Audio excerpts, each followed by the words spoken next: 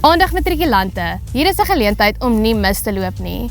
Agbus Grainlede in die graansielobedryf in Suid-Afrika in samewerking met Peritum College bied die geleentheid aan matrikulante en jong mense onder die ouderdom van 25 om 'n loopbaan te bou in graanopberging.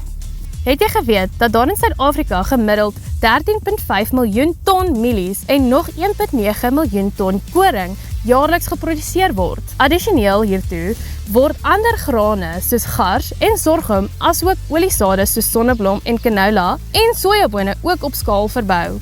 Ongeveer 70% van hierdie graan en oliesade wat geproduseer word in Suid-Afrika word deur 12 lede van Agbus Grain opgeberg.